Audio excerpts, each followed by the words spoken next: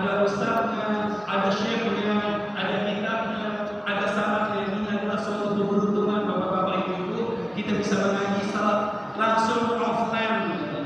Kalau orang Jawa sekarang offline, bukannya online. Kalau online kita ditakutkan nanti ada kesalahan, belajar tanpa sana, tanpa guru, ustaznya nggak kelihatan, tahunya ada diri mana di HP. Apakah benar orangnya mengajar bulan? Ini ditakutkan nanti bisa salah jalur, bisa salah jalan, akhirnya bisa ngaco. Tetapi alhamdulillah, ini ada gurunya, ada ustaz, ada syekh dengan sanad kepada Nabi Muhammad sallallahu alaihi wasallam.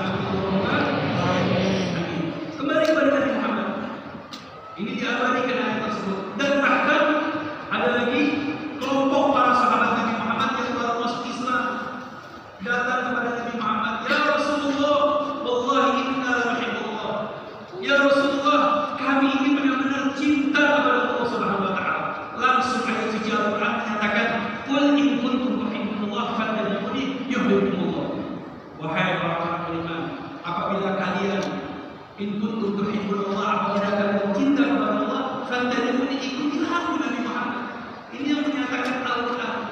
Cinta kepada Nabi Muhammad terlebih dahulu, baru kepada Allah Subhanahu wa taala. Karena Nabi Muhammad programnya untuk memberikan keimanan kepada Allah, cinta kepada Allah. Tetapi Allah Subhanahu wa taala di dalam Al-Qur'an menyatakan tidak ada keimanan kecuali harus iman kepada Nabi. Tidak ada ketaatan kecuali harus taat kepada Nabi. Tidak ada cinta kepada Allah kecuali harus didasari cinta kepada Nabi Muhammad. Ini program di dalam Al-Qur'an untuk selalu mengikuti Nabi Muhammad.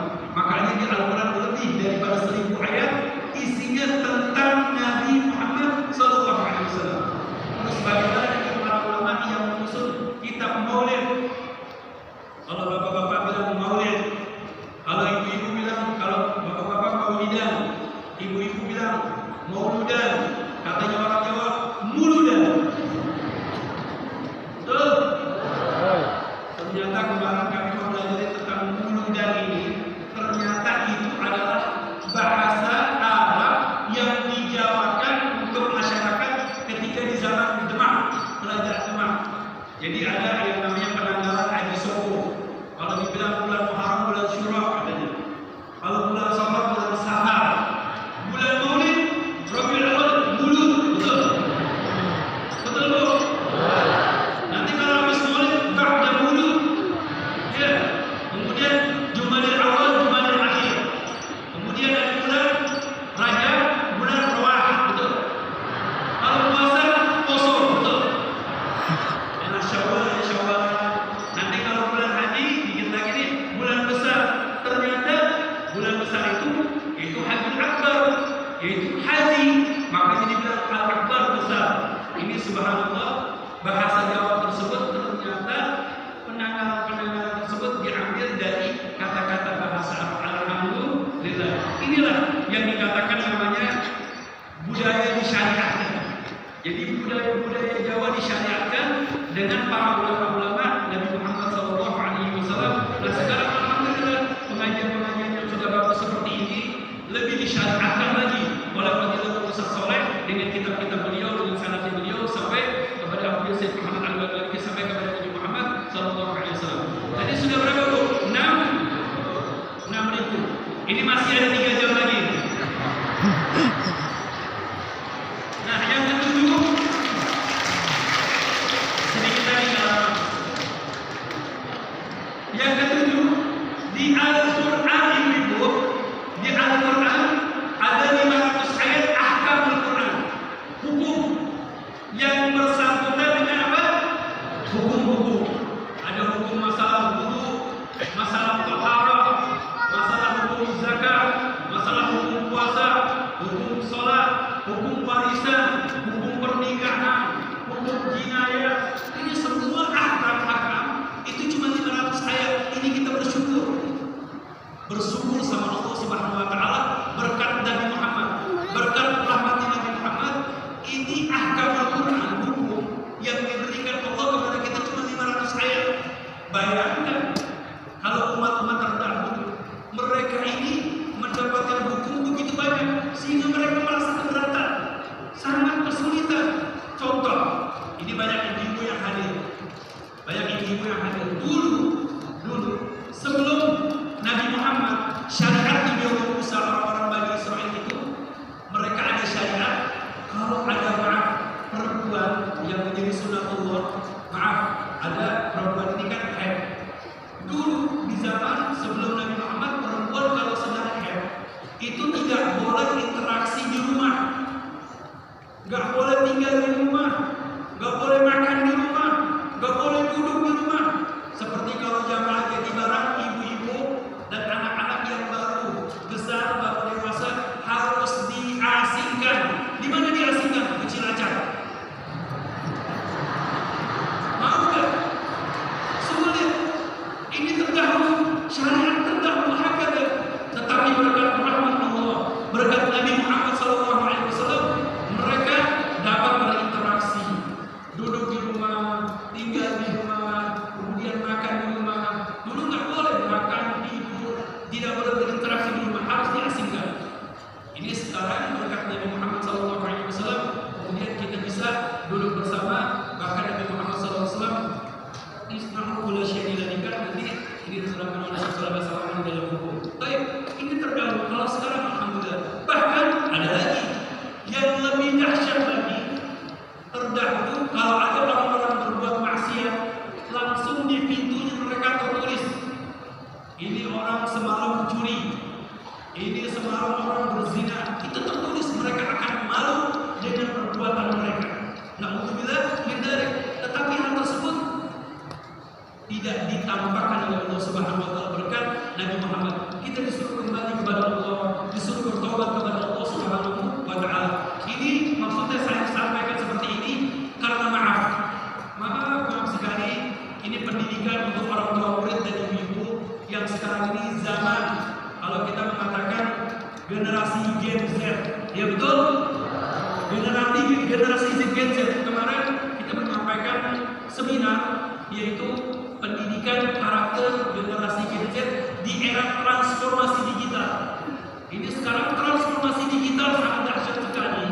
Bahwasanya orang-orang dahulu itu kalau berbuat maksiat mereka malu, takut, jangan sampai ketahuan sama orang lain, karena hal tersebut sudah ditutupi oleh Allah Subhanahu wa taala.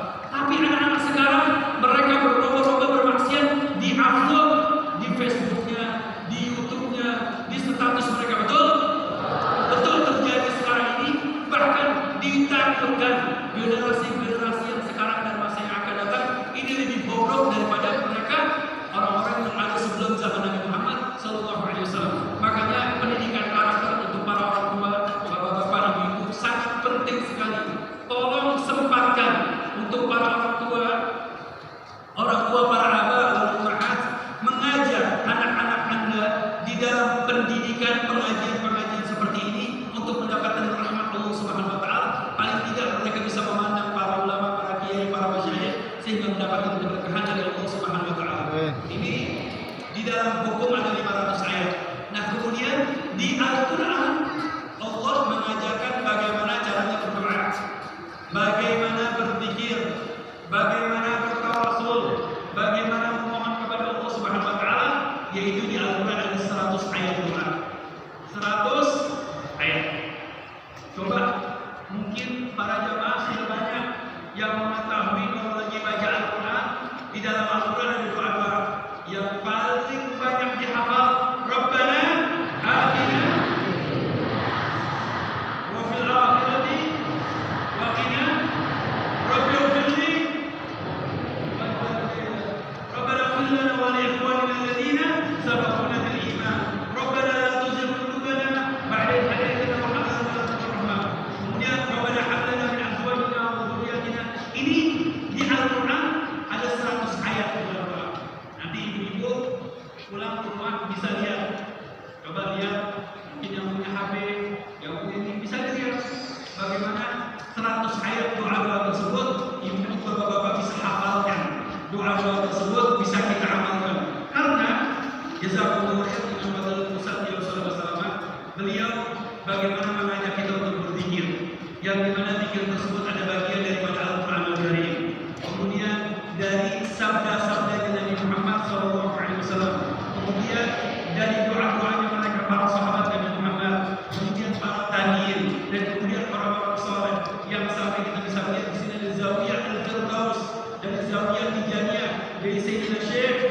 Al-Imam Syekh Ahmad Tijani, seorang yang alim, seorang yang saleh, yang menginginkan kepada Allah Subhanahu wa taala, sehingga beliau mendapatkan doa-doa yang bagus yang diberikan kepada umat, sehingga bisa mendekatkan diri kita kepada Allah Subhanahu wa taala. Ini di antara doa-doa.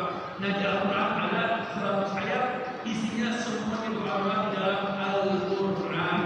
Nah, yang terakhir 66 ayat nasikh wal mansukh, yaitu ayat yang dihapus hukumnya menjadi hukum yang terbaru dari Allah Subhanahu wa taala, atau ayatnya.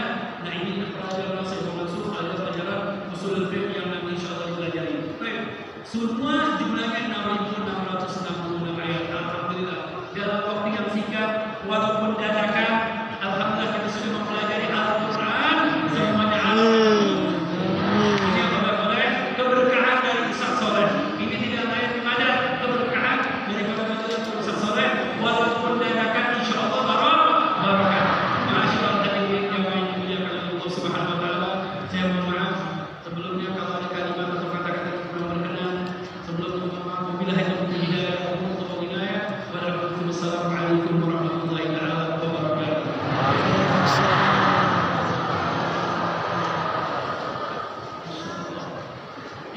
Jam disingkat.